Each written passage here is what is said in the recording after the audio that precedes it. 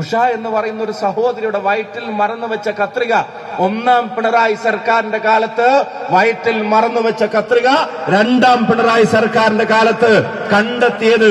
ഇനി ലോഡിംഗ് 3 എന്ന് എഴുതിയ അതങ്ങ് അറബിക്കടലിൽ താഴ്ത്താൻ കേരളത്തിലെ ജനങ്ങൾ അവർ കാത്തിരിക്കുകയാണെന്നുള്ള കാര്യത്തിൽ ഒരു സംശയം നിങ്ങൾക്ക് വേണ്ട. അവരോടെ കാര്യം പറയുമ്പോൾ ഒരു അസഹിഷ്ണുത എന്താണെന്ന് നിങ്ങൾ കാണണം. ഒരു കറുത്ത കഷ്ണം തുണി കൊണ്ട് KSUക്കാരൻ 2 മുദ്രാവാക്യം വിളിച്ച കഴുത്ത് പിടിച്ച് തിരിച്ചേ, കൈ പിടിച്ചൊടിച്ചേ എന്ന് പറഞ്ഞ് കള്ളക്കഥകൾ ഉണ്ടാക്കി അവരെ വധശ്രമത്തിന് കേസെടുത്തിട്ട് കേരളത്തിലെ ജനങ്ങളെ തെറ്റിദ്ധരിപ്പിക്കാൻ ശ്രമിക്കുമ്പോൾ ആരോഗ്യ വകുപ്പ് തന്നെ ഒരു പരിക്കിന്റെ റിപ്പോർട്ട് പുറത്തിറക്കിയതിൽ ഒരു ക്ഷതവും ആരോഗ്യമന്ത്രി കേട്ടിട്ടില്ല എന്ന് പറയുന്നുണ്ടെങ്കിൽ നിങ്ങൾക്ക് ക്ഷതമേൽക്കാൻ പോകുന്നേ ഉള്ളൂ. അത് ശാരീരികമായ ക്ഷതമല്ല, അത് തെരഞ്ഞെടുപ്പിലെ ക്ഷതമാണ് എന്ന് ഈ കേരളത്തിലെ ജനങ്ങൾ തീരുമാനിക്കും. നമ്മൾ ആഗ്രഹിക്കുന്നത് എന്താ? അങ്ങനെ കേരളം തീരുമാനിക്കുമ്പോ അതിന്റെ മുന്നിൽ കോഴിക്കോട് ജില്ല നടക്കണം. കോഴിക്കോട്ടെ ജില്ലയിൽ ചരിത്രത്തിലെ വലിയ മുന്നേറ്റങ്ങളിൽ ഒന്ന് ഇത്തവണ ഐക്യ ജനാധിപത്യ മുന്നണിക്ക് സാധ്യമാവും. ഞാനിങ്ങോട്ട് വരുമ്പോ മനസ്സിൽ സന്തോഷം കൊണ്ട് നിറയുന്നതിന്റെ കാരണം ഈ മണ്ഡലത്തിലേക്ക് അടുക്കുന്നതിന് മുമ്പ്, ഇവിടെ കയറുന്നതിന്റെ തൊട്ട് മുമ്പ് ഞാൻ കാണുന്നത് VT സൂരജ് എന്ന യുവ പോരാളിയുടെ ഫ്ലെക്സ് ബോർഡുകളാണ്. ഈ ചെറുപ്പത്തിൽ കേരളത്തിന്റെ തെരുവോരങ്ങളിൽ, കോഴിക്കോട്ടെ തെരുവോരങ്ങളിൽ പോലീസിന്റെ അതിക്രൂരമായ മർദ്ദനത്തിനിരയായി ഒരു നാട്ടിൻപുറത്തെ സാധാരണക്കാരന്റെ മകൻ ഈ രാഷ്ട്രീയത്തിൽ ഐക്യജനാധിപത്യ മുന്നണിക്ക് വേണ്ടി ബാലുശ്ശേരി പിടിച്ചെടുക്കാനുള്ള പോരാട്ടത്തിന് സൂരജ് നേതൃത്വം നൽകുമ്പോ അതിന്റെ തൊട്ട് മുമ്പ് അപ്പുറത്ത് ഞാൻ കാണുന്നത് ആരാ? തൊട്ട് മുമ്പ് അപ്പുറത്ത് ഞാൻ കാണുന്നത് ഫാത്തിമ തഹ്ലിയ എന്ന പോരാളിയാണ് പേരാമ്പ്രയുടെ മണ്ണിൽ ഞാൻ കാണുന്നത്. കുറച്ചപ്പുറത്തേക്ക് പോയാൽ ഫാത്തിമ തഹ്ലിയുടെ ബോർഡുകൾ നിങ്ങൾക്ക് കാണാം, അവിടെ പ്രചരണം നിങ്ങൾക്ക് കാണാം. ഈ നാട്ടിലെ അടുത്ത തലമുറക്ക് വേണ്ടതിനെ നേടിയെടുക്കാൻ കെൽപ്പുള്ളൊരു യുവസാരഥി. പിന്നെയും ദൂരം മുന്നോട്ട് പോയാൽ തിരുവനന്തപുരത്തിന്റെ സെക്രട്ടേറിയറ്റിന്റെ നടയിൽ, തിരുവനന്തപുരത്തിന്റെ അസംബ്ലിയുടെ മുമ്പിൽ ഗവൺമെന്റിന്റെ ചെയ്തികളെ ചോദ്യം ചെയ്യുന്നതിന് PK ഫിറോസിനോടൊപ്പമൊക്കെ പോരാടി തെരുവിൽ അതിക്രൂരമായ മർദ്ദനത്തിനിരയാണ്ടി വന്നപ്പോഴും ഒരു ചെറിയ പുഞ്ചിരിയോടെ ജനങ്ങൾക്കൊപ്പം നിന്ന് പ്രവർത്തിക്കുന്ന KM അഭിജിത്ത് എന്ന യുവ പോരാളി നമ്മുടെ നാദാപുരത്ത് മത്സരിക്കുന്നു.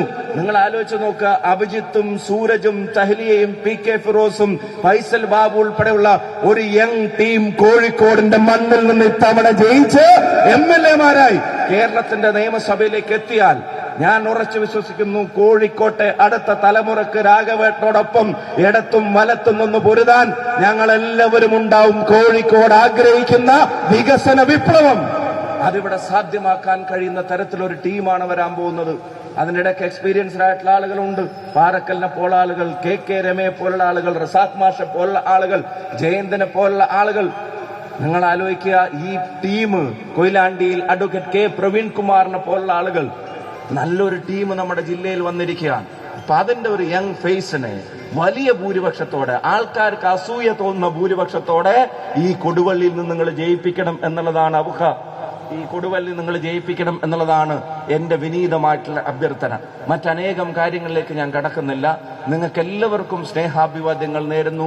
ഞാൻ നേരത്തെ സൂചിപ്പിച്ചതുപോലെ ഇവിടെ വരാൻ കഴിഞ്ഞത് ഇങ്ങനൊരു കൺവെൻഷനിൽ ഇതൊക്കെ ഒരു ആഗ്രഹമാണ്. ഒപ്പം നടന്നൊരു സഹപ്രവർത്തകന്റെ സഹോദരന്റെ ഏറ്റവും നിർണായകമായൊരു മുഹൂർത്തത്തിൽ ഇങ്ങനെ വന്ന് നിന്ന് ജയിപ്പിക്കണമേ എന്ന് ഈ ജനതയോട് വിനീതമായി അഭ്യർത്ഥിക്കാനുള്ള ഒരു അവസരം എന്നെ സംബന്ധിച്ചിടത്തോളം ആത്മസംതൃപ്തി ലഭിക്കുന്ന നിമിഷങ്ങളിൽ ഒന്നാണ്. ഇനി ആത്മസംതൃപ്തിയുടെ സെക്കൻഡ് പാർട്ടിന് വെയിറ്റ് ചെയ്യുന്നത് വോട്ട് എണ്ണുമ്പോഴാണ്. കൊടുവള്ളിയിലെ ഭൂരിപക്ഷം അത് കേരളത്തിന്റെ മികച്ച ഭൂരിപക്ഷങ്ങളിൽ ഒന്നായി നിങ്ങൾ മാറ്റണം. ഞാൻ ഒരു കാര്യം കൂടെ പറയാം. ഇനിയുള്ള ദിവസങ്ങൾ വളരെ വളരെ ചുരുക്കമാണ്. വിരലിൽ എണ്ണാവുന്നത് എന്ന് പറഞ്ഞാൽ അത്രയേ ഉള്ളൂ. കണ്ണടച്ച് തുറക്കുമ്പോഴത്തേക്ക് ഇലക്ഷൻ തീരും. അത്രയും ചെറിയ പീരീഡാണ് നമ്മുടെ മുമ്പിലുള്ളത്. ഒരു സെക്കൻഡ് നിങ്ങൾ കളയരുത്, ഒരു നിമിഷം നിങ്ങൾ ഒഴിവാക്കരുത്. ചെയ്യാനുള്ള കാര്യങ്ങൾ മുഴുവൻ ഇപ്പൊ തൊട്ട് തന്നെ അതിന്റെ പൂർണ്ണമായ അർത്ഥത്തിൽ ഏറ്റെടുത്ത് ചെയ്യാൻ നിങ്ങൾ തയ്യാറാവണം. തെരഞ്ഞെടുപ്പ് ജയിക്കുന്നത് സ്ഥാനാർത്ഥിയുടെ മികവിന്റെ പേരിലോ പ്രവർത്തനത്തിന്റെ പേരിലോ മാത്രമല്ല. തെരഞ്ഞെടുപ്പ് ജയിക്കുന്നത് ജനങ്ങൾ തെരഞ്ഞെടുപ്പ് ഏറ്റെടുക്കുമ്പോഴാണെന്ന് ഞാൻ മനസ്സിലാക്കുന്നത് നിങ്ങളുടെ ഉൾപ്പെടെയുള്ള സ്നേഹം കാണുമ്പോൾ തന്നെയാണ്. അതുകൊണ്ട് ഇത് നിങ്ങളുടെ തെരഞ്ഞെടുപ്പായി നിങ്ങൾ ഏറ്റെടുത്തോളണം. അധികം വൈകാതെ ഈ വേദിയിലേക്ക് പ്രിയങ്കരനായ കാരാട്ട് റസാഖും കടന്നു വരികയാണ് എന്നുള്ളത് നിങ്ങളിൽ നിന്ന് അറിയാൻ സാധിച്ചു. ഇപ്പൊ നോക്കണ്ട, വരുമ്പോ ഒന്നും കൂടെ അനൗൺസ് ചെയ്യും. ഞാൻ പറഞ്ഞേ ഉള്ളൂ, ആളുകൾ ഇതിനുള്ളിലേക്ക് കടന്നു വരാനിരിക്കുകയാണെന്ന് പറഞ്ഞു. നമ്മുടെ പ്രശ്നങ്ങളൊക്കെ ചൂണ്ടിക്കാണിച്ചിട്ട് വലിയ ബഹളാന്നൊക്കെ പറഞ്ഞു. പക്ഷെ ഒരു കാര്യം ബഹുമാനപ്പെട്ട മാധ്യമ പ്രവർത്തകരോടും പറയുന്നു, കേരളത്തിൽ 140 സീറ്റിലേക്കുമുള്ള സ്ഥാനാർത്ഥികളെ ആദ്യം പ്രഖ്യാപിച്ച മുന്നണിയുടെ പേര് ഐക്യജനാധിപത്യ മുന്നണിയാണ് എന്നുള്ളത് നിങ്ങൾ മറന്നു പോകരുത്. മുറഭാഷ, നിങ്ങൾ അതിന്റെ അടുത്ത് സംസ്ഥാന സെക്രട്ടറി ആയി എന്നുള്ളൊരു വിവരം കിട്ടിയിട്ടുണ്ടല്ലോ. അപ്പൊ അതിന്റെ അഭിനന്ദനങ്ങൾ കൂടി വേദിയിൽ വെച്ച് ഞാൻ നേരാൻ ആഗ്രഹിക്കുന്നു.